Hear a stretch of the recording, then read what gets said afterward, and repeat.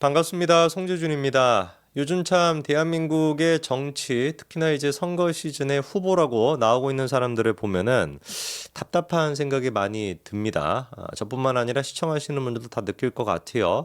그래서 뭐 제 주변 분들이야 우스갯소리로 그런 얘기 하죠. 뭐 재준이는 이번에 왜 안 나가냐? 비례라도 뭐 신청해 보지 뭐 이런 얘기 하는데 한사코 제가 그 얘기 듣자마자 저는 뭐 정치 생각 없습니다 하고 막 다 끊었었는데 요즘 진짜 보면은 그런 생각이 듭니다. 아니 저런 인간도 나가고 저런 인간도 나가는데 나라고 못할 게 뭐 있어? 그런 생각이 실제로 들어요. 물론 뭐 그렇다 해서 제가 뭐 비례를 신청한 건 아닙니다만 특히나 이제 민주당 같은 경우는 어떻습니까? 그 표밭이라고 불리는 지역 이 지역 같은 경우는 그냥 뭐 짝대기만 나도 뭐 당선된다라는 얘기가 있을 정도다 보니까 그런 지역에다가 공천받은 사람들 그냥 뭐 당선되는 거 아니겠어요? 이거 선거 결과 뭐 뚜껑 열어봐가지고 뭐 하겠습니까? 그런 사람들 그런 지역에 공천이 되는 사람들을 보고 있으면은 야 진짜 저런 인간이 국회의원 된다면은 나도 할 수 있지 않을까라는 생각이 들거든요. 그 대표 주자가 뭐 너무 많습니다만 오늘 제가 영상을 통해서 좀 다뤄보고자 하는 사람은 안기령입니다.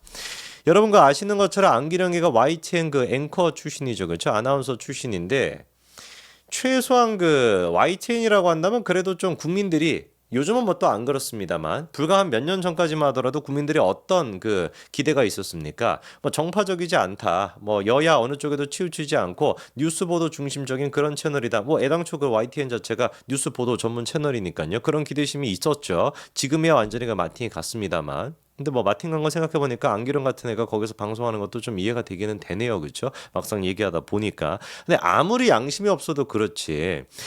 앵커였던 사람이 아나운서였던 사람이 YTN직을 관두자마자 바로 대선 기간 동안에 이재명 캠프에 들어가는 거는 이거는 진짜 이기적인 거 아닙니까? 왜? 동료 그거 아나운서들한테도 피해가 되는 거 아니에요. 아니 당연히 그렇게 회사를 관둔 직후에 민주당 이렇게 들어가 버리게 되면은 시청하는 사람들이 어떤 생각을 하겠습니까? YTN 같은 경우는 민주당 편향적인 그런 채널이구나 라고 생각이 들 수밖에 없는 것이죠. 그리고 지금까지 안기령이가 보도했던 안기령의 입을 통해서 나왔던 모든 얘기가 당파적으로 정파적으로 그렇게 해석이 될 수밖에 없는 거 아니겠습니까? 최소한 그렇기 때문에 YTN 내부 강령에도 적혀 있는 것처럼 YTN을 관두고 난 뒤에 6개월 정도 시간이 지나고 정치로 들어가는 게 그게 인지상정인 거 아니겠어요? 다른 YTN에 남아있는 앵커랑 아나운서를 생각해 보더라도 뭔 죄겠습니까 사실? 그렇잖아요. 안기령이 때문에 다 같이 그냥 싸잡아가지고 이 사람들도 완전히 미친 척하고 아무 소리나 하나보다라는 생각이 들 수가 있으니까 그 피해를 주는 거 아니겠습니까? 근데 뭐 안기령이 같은 경우는 뭐 그런 관심도 없는 것이죠. 그냐마 대번에 제 기억에 1개월도 채 안 돼가지고 이재명 대선 캠프로 들어가 버렸었거든요. 그때부터 이미 징조가 있었습니다. 징조가 있었죠. 이 인간이 진짜 양심, 언론인으로서 지켜야 되는 양심은 없고 이재명의 입이 되기 위해서 고민정에 이어가지고 이재명의 숨결을 익히기 위해서 작정을 했구나라고 하는 그 징조가 보였었는데 그 이후에 실제로 어땠습니까? 김남국이랑 김남길 누가 더 좋대요? 김남길이. 이재명과 차은우 누가 더 좋대요? 이재명. 차은우라고 얘기할 뻔했네. 이재명. 이게 뭐 상식적으로 납득이 안 되지 않습니까?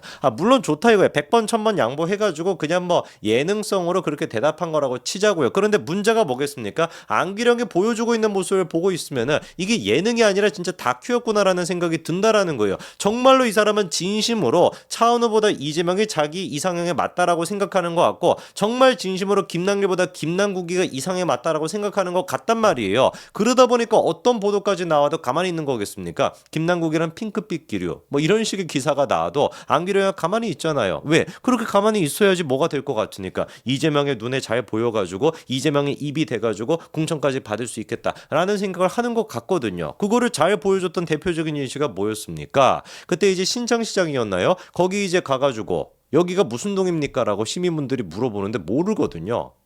말이 안 되지 않습니까?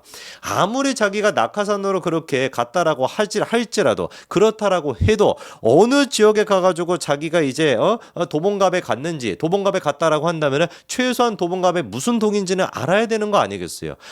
제가 만약에 갑자기 도봉갑에 출마를 한다라고 해도 저는 도봉갑이랑 아무런 연고도 없는 사람인데 제가 출마한다라 하셔도 공부라도 해볼 것 같아요. 오늘 내가 선거 유세로 여기 시장으로 가네. 그리고 이 시장이 도봉갑에서 도봉구에서 제일 큰 그런 전통시장이라고 한다면 어느 동인지 정도는 내가 파악을 해봐야 되겠다. 이게 상식인 거 아니겠습니까? 근데 그런 상식이 없는 거예요. 왜?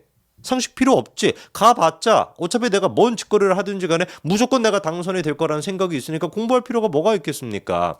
실제로 그 현장에서 혼쭐이 났다라고 하는데 옆에 있던 다른 상인분께서는 뭐라고 얘기합니까? 야, 너무 후보님한테 뭐라고 하지 마. 후보님 이제 왔는데 왜 그래? 이렇게 하면서 막 또 축하 세워 주거든요.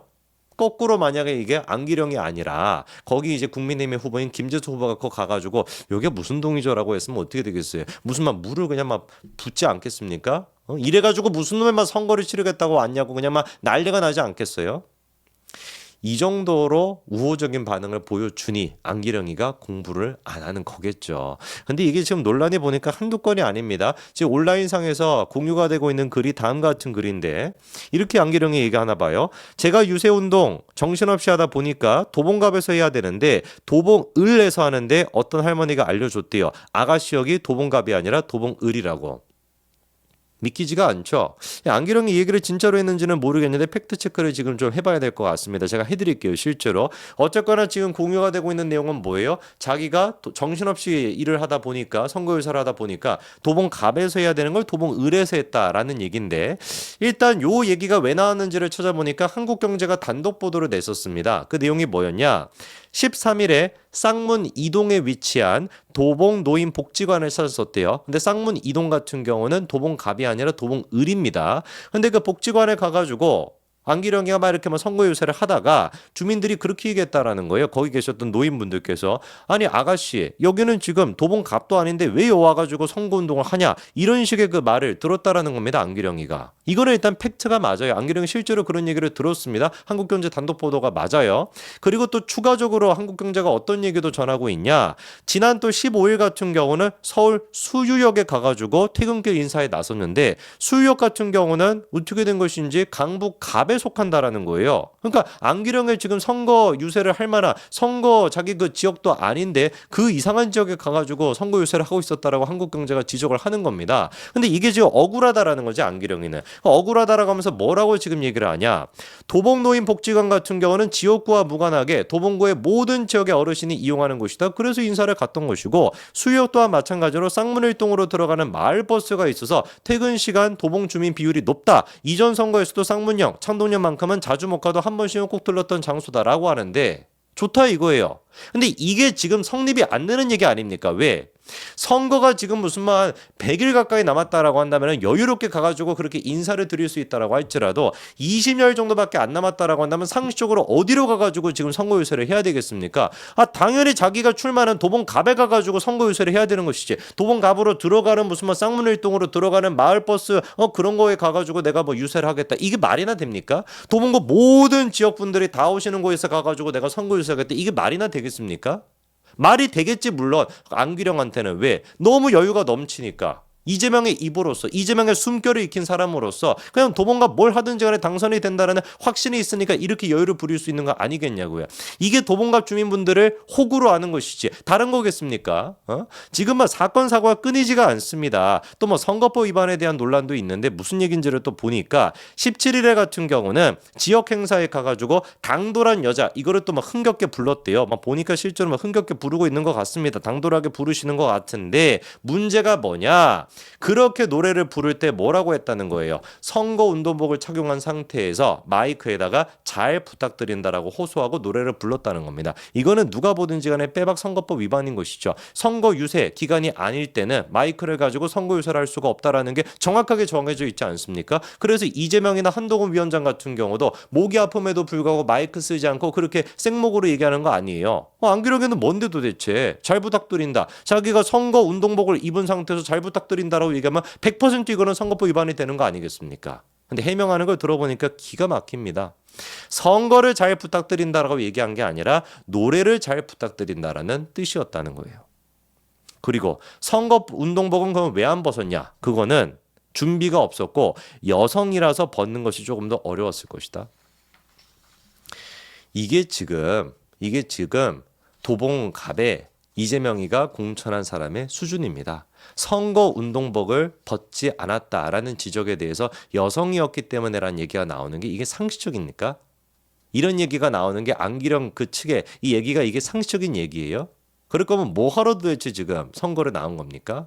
도대체 선거법을 지키냐 안 지키냐 이 문제에 대해 가지고 여성이냐 남성이냐 이 얘기가 왜 필요하냐고요. 아무런 지금 상관이 없는 것이고 자기가 지금 또 이용해 먹는 거 아니겠습니까? 약자 코스프레 하는 것이고 여성으로서 뭔가 이렇게 막 어쩌고저쩌고 입에 담기도 싫은 그런 얘기를 지금 또다시 정치적으로 이용해 먹는 거 아니에요.